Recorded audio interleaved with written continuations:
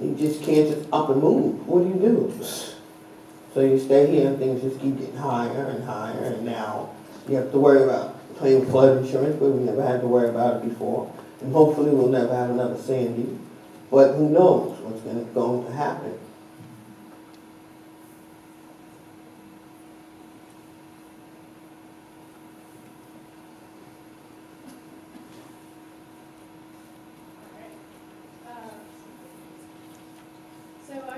It's really critical that we acknowledge and thank all the homeowners that helped us get into this issue. Not only Lucia and Carla, but also our principal was here, and Lucia and Franklin were here as well. So we really are very grateful for all your time and insight into how this has been impacting homeowners. So let's talk a little bit more about who exactly are the homeowners who are living in the flood-prone neighborhoods in New York City. There are 520 miles of coastline in the city, and there are more people living in the high-risk flood zones here than any other city in the U.S. Obviously, Hurricane Sandy exposed the vulnerabilities of many of our coastal and flood-prone communities. Obviously, again, to all of us now, many of Sandy's victims were low and moderate income homeowners, as well as thousands of residents of public housing. Homeowners in these neighborhoods are largely working middle-class New Yorkers. From the perspective of us at the center, this is so critical because these neighborhoods contain some of the last remaining pockets, some of the last bastions of affordable and permanently affordable housing in New York City. It's also really critical to remember that in these neighborhoods, homeowners have now been hit by 3 waves of challenges to affordability. Many of them were struggling with the impacts of foreclosure and the mortgage crisis. They got hit by Sandy, and now they're grappling with the increased cost of resiliency with flood insurance.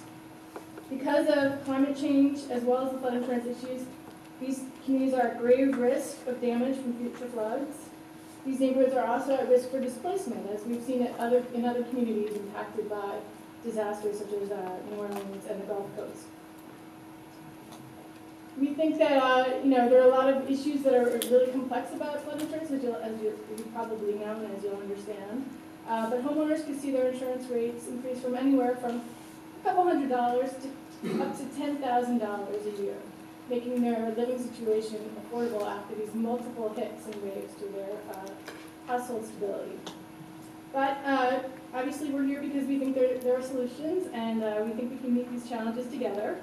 Obviously, we're dedicated to the issue of affordable homeownership at the center. So we've been tackling a variety of issues, not just flood insurance, impacting to these neighborhoods. And we do this by partnering with government, community-based organizations, foundations, financial sector, among other partners. And we firmly believe that the cross-sector and interdisciplinary approach is the best way to tackle complicated challenges. So rising tides and rising costs pose a number of daunting obstacles to affordability in many New York City neighborhoods, but this is one challenge that we can rise to meet together. So we're especially pleased to welcome today one such partner, Jimmy Rubin.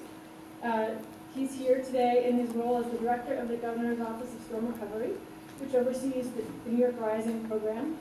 New York Rising program is a great example of a collaborative model that engaged homeowners and New Yorkers impacted by Sandy, as well as Irene and flooding the Mohawk Valley across the state. Jimmy has had no small task in this role, as he's not only responsible for New York Rising, the long-term recovery program, but also the community reconstruction program, and recovery in the areas of infrastructure, transportation, environmental issues, emergency preparedness, and more.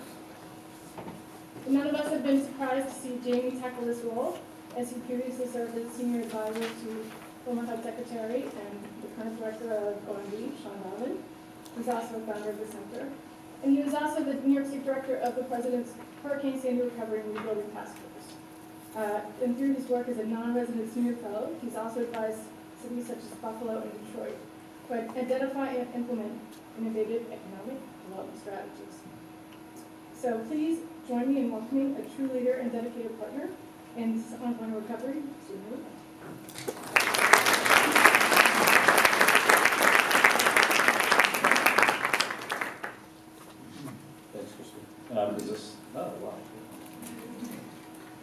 So thank you for having me today. I graduated from law school, not this law school, but a law school in 1993, and I can guarantee you I sort of drifted through law school.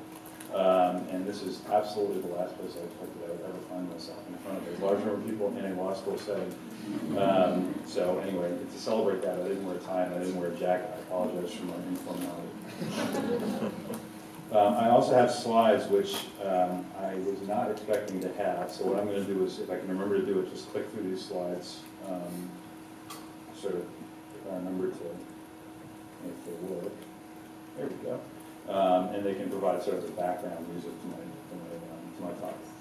So I want to thank you for inviting me here today. I'm Jamie Rubin, Director of the Governor's Office of Storm Recovery. It's a pleasure to join the Center for New York City Neighborhoods, our colleagues from the Mayor's Office, and other partners as we discuss equitable resiliency in New York City. I know that the Center owes much to former HPD Commissioner, former HUD Secretary Sean Donovan, who is an old friend of mine, and is the reason I have the privilege of doing this important work that I'm going to talk about today. I also want particularly to recognize Catherine Gregg, my former colleague from the Sandy Task Force, who's now spearheading the city's efforts around the impacts of rising flood insurance rates. She'll serve on the panel later. This morning, I want to describe the work first that we're doing at the Governor's Office of Storm Recovery and connect it with the issues that you've raised in your excellent report. I really do want to congratulate you and the authors of the report. There's been no shortage of writing about Superstorm Sandy. I know, for example, the Furman Center's put out some really excellent work. But I thought your authors drew among the tightest connections I've seen between facts on the ground and specific federal policies, which is not an easy thing to do. Our housing work, about which I'll speak in a minute, is primarily done outside of New York City, so there are some obvious differences between what we do every day and the area that the report covers. But much of what you described demographically resembles what we've seen in the homeowner population in Long Island where we work.